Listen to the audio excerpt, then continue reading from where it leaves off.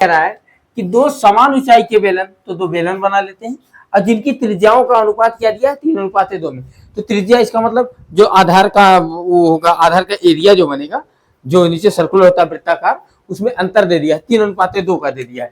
तो दो समान ऊंचाई के बेलन हो गए। चलिए, इसकी भी हाइट हुई और इसकी भी हाइट हुई, लेकिन दोनों में अंतर किस चीज का है कि इसकी त्रिज्या जो है, अब की बार त्रिज्याओं में अंतर है। देखिए इस तरह से,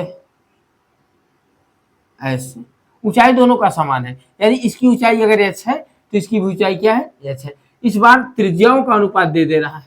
चलिए, तो इसका अगर त्रिज्या 3r होगा तो इसकी त्रिज्या हो जाएगी 2r।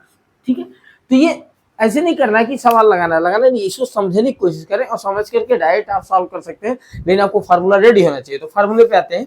देखिए, कह रहा है इस बार क्वेश्चन में दो समान ऊंचाई के बेलन, यानी ऊंचाई इसका जो ऊंचाई है वही इसका भी ऊंचाई है, और कह रहा है जिनकी त्रिज्याओं का अनुपात 3:2 है, यानी इसका अनुपात कितना है, दोनों की त्रिज्या का अनुपात 3:2, यानी अगर इसकी त्रिज्या 3r तो उसकी त्रिज्या क्या हो जाएगी, 2r हो जाएगी। तो अब क्या करते हैं, कह रहा अब क्या कीजिए, आयतन और पृष्ठीय क्षेत्रफल निकालिए।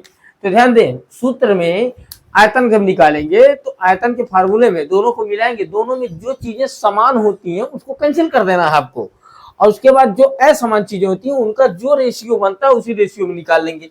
तो चलिए, आयतन का अनुपात निकालेंगे। अगर आयतन का अनुपात यानी v1/v2, यानी पहले का आयतन बटे दूसरे का आयतन, डायरेक्ट अगर अब देखिए इसको सॉल्व कर रहा हूं मैं, लेकिन आप डायरेक्ट निकाल सकते हैं। तो आयतन निकालना है, आयतन का अनुपात, तो आपको इसे कैलकुलेट करने की जरूरत नहीं है। आयतन का फॉर्मूला क्या था, πr²h। तो πr²h यहाँ पे देखिए, तो पहले के लिए πr1² लिखेंगे और दूसरे के लिए πr2² लिखेंगे, ये लिखेंगे। तो अब देखिए दोनों में समानता क्या है, किस चीज की समानता है, क्या समान है, तो h समान है दोनों में, इसलिए कैंसिल कर दिया। अब पाई भी क्या है, समान है। r, इसका मतलब आयतन का अनुपात निकालने के लिए अगर ऊंचाई समान हो जाए तो आपको त्रिज्याओं के स्क्वायर होते हैं ना सूत्र में, देखिए स्क्वायर लगा हुआ है, तो इसका सूत्र में स्क्वायर है, तो इसका मतलब उसी त्रिज्या का जो अनुपात दिया रहेगा उसी का स्क्वायर बना लेना है आपको, यानी 3r का स्क्वायर कर देंगे और बाई 2r का स्क्वायर कर देंगे। अब देखिए ऊपर हो जाएगा 9r² और नीचे हो जाएगा 4r², तो r² कैंसिल हो गया, यानी 9:4 आ गया। तो आपको इतना तामझाम करने की जरूरत ही नहीं है। अगर ऑप्शनल में आ जाए तो इतना तामझाम करने की जरूरत नहीं, ऑप्शनल में आ जाए तो सीधे अगर आयतन का अनुपात पूछे और ऊंचाई समान हो तो इसका मतलब त्रिज्या का वर्ग कर लेंगे, त्रिज्या का वर्ग करके बता देंगे डायरेक्टली। देखिए 3 का स्क्वायर कर देते 9 हो जाता और 2 का स्क्वायर कर देते 4 हो जाता।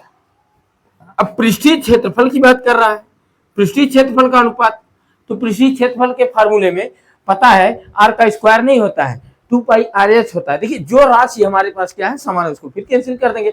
h हमारा क्या है, समान, ऊंचाई दोनों में समान है, इसका मतलब h कैंसिल हो जाएगा, उस सूत्र में से ही h को कैंसिल कर दीजिए। अच्छा, सूत्र में से h को कैंसिल कर देंगे 2πrh में से, देखिए उस इसका वक्र पृष्ठ निकालेंगे, पृष्ठीय क्षेत्रफल निकालेंगे तभी 2πrh, इसका निकालेंगे तभी 2πrh, दोनों में 2πrh निकालेंगे, इसका मतलब 2π दोनों में है और यह दोनों में समान है, इसका मतलब 2πh हम वहां से कैंसिल कर देंगे, r बचेगा, यानी हो जाएगा आपका r/r, यानी r1/r2।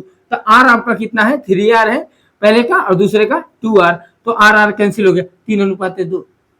देखिए डायरेक्ट हो गया, इस तरह से आप डायरेक्ट निकाल सकते हैं। ठीक है, तो ये दूसरा मेथड है कि देखिए पहली बार क्या बताया गया कि अगर त्रिज्याएं समान हो, ऊंचाइयों का अनुपात अलग अलग हो, तो इस तरह से निकालेंगे डायरेक्ट, और अगर ऊंचाई समान दे दे और त्रिज्याओं का अनुपात अलग अलग हो तो आप क्या करेंगे, आयतन के लिए त्रिज्या का स्क्वायर करके अनुपात बता देंगे, डायरेक्ट निकालना है, क्योंकि देखिए कैंसिल हो जा रहा है। ठीक है, तो इतना बहुत लंबा सवाल नहीं, इसको बहुत ज्यादा सोचने की जरूरत नहीं है, इसको आप शार्ट में ऐसे ही ओरली यानी मौखिक रूप से आप इसको क्या कर सकते हैं, कैलकुलेट कर सकते हैं, लेकिन आपको फार्मूला याद होना चाहिए।